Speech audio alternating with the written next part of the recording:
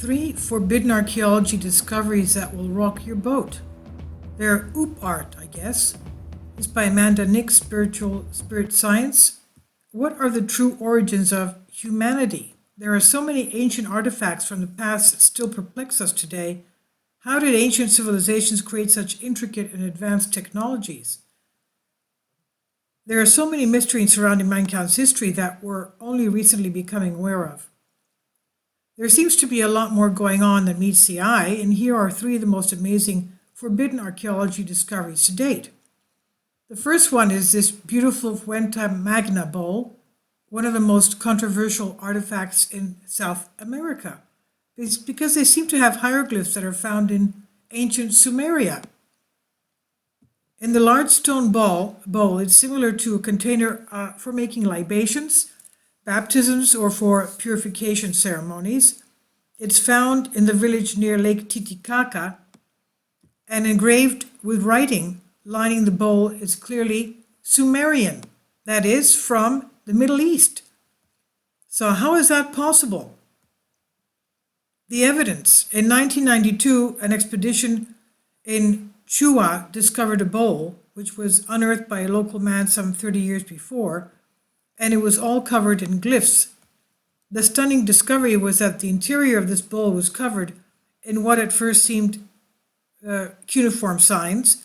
Photos of the interior panel were sent to linguistics around the world, and they declared with no doubt that the writing system was Sumerian cuneiform. Among the various linguists studying the bowl, we have to recall 2 important cases. Now, remember the Sumerian king lists? We did a video on the Sumerian kings. They used to live for tens of thousands of years.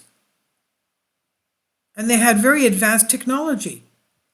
And we know that others who lived many thousands of years were the ancient Atlanteans, who, according to the Emerald Tablets of Thoth, written by Thoth the Atlantean, had, before the total destruction of Atlantis, because it was sinking in many thousands of years, it wasn't a one-time thing, they had left and had resettled into other areas around the world.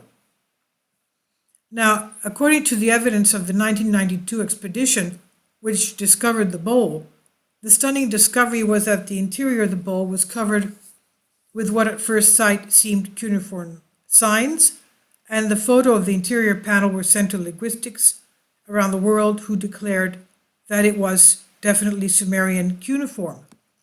Among the various linguists studying the bowl, 2 recall two important cases. The Italian professor Alberto Marini gave a first translation declaring it was Sumerian cuneiform, and Professor Clyde Winters, on the other side, offers an even earlier date, stating it was pro-Saharan cuneiform, and that some of the cuneiform signs in the bowl were used in the Sahara about 5,000 years ago. That's 3000 BC. Clyde Winters was able to completely translate the content of the interior of the bowl. In his study, Decipherment of the Cuneiform Writing on the Fuente Magna bowl, Winters clearly states that in order to analyze the glyphs, he had only used orthodox material officially accepted from the establishment. And to translate the cuneiform, he said, I used Samuel A. B. Mercer's Assyrian grammar with Chrestomathy and glossary, AMS Press, 1966. So he even says what he used as a means to translate the glyphs. He said, to compare the signs found of the Fuente bowl with the cuneiform syllabary to read the Sumerian text, I used John L. Hayes, A Manual of Sumerian Grammar and Text, Udena Publications, the year 2000, and John A. Halloran, Sumerian Lexicon. After translating the panels of the Fuente Magna bowl, Winter states this: the cuneiform writing was interesting for 2 reasons. First, we find that these panels have Proto-Sumerian symbols mixed with the cuneiform symbols. Secondly, whereas the wedges of most Sumerian cuneiform texts point leftward, the wedges of the Fuente cuneiform signs point rightward. This may result from the fact that the Fuente text The letters are read from right to left instead of left to right, like the cuneiform text from Mesopotamia. The passage on the cuneiform panels of the Fuente bowl seems to be very similar to the Proto-Sumerian inscription on the right side of the bowl. The Fuente Magna bowl still remains the most important finding, supporting the link between Mesopotamic and Mesoamerican cultures, establishing that Sumerians were able to settle in Bolivia some 4,000 to 5,000 years ago. Okay, 4,000 to 5,000 years ago. So they have this link. And then we have the Lake Winnipesaukee Mystery Stone. This is a beautiful piece of stone, as you can see. The stone's age, purpose, and origins are unknown. It was found in the late 1800s by a few working men digging a fence post. The carvings on one side of the stone show an image of a corn and several other unknown figures. On the other side, it's more abstract, featuring pictures of arrows, a moon, some dots, and a spiral. There's a hole through the stone, bored from both ends, with different sized bits, 1/8 of an inch at top and 3/8 of an inch at the bottom. The quality of the carving is clearly superior to the possibilities of those who supposedly made it, hence the American Indian tribe. And I remember one of my cousins who was given a beautiful carving of a stone from British Columbia, Canada, had many of them. It was a very simple carving of a dove or something, some kind of a bird. But it was so smooth. It was so smooth. And I was saying, how did they ever make this? Anyway, this is what this type of stone reminds me of, but this is obviously very ancient. And then we have the stone spheres of Costa Rica. You can see this in this compound picture, all sizes. The thing is that they were very beautifully, uniformly spherical.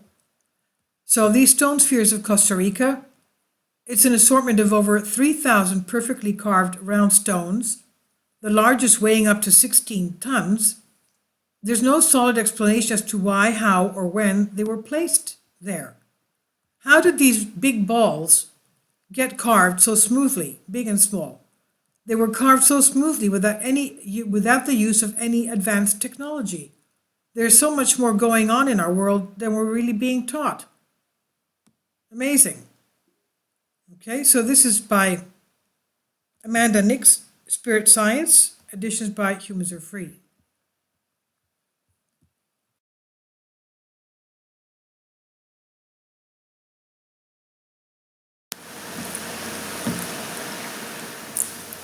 If you'd like to join me on my Patreon account, you will hear content not covered by mainstream media.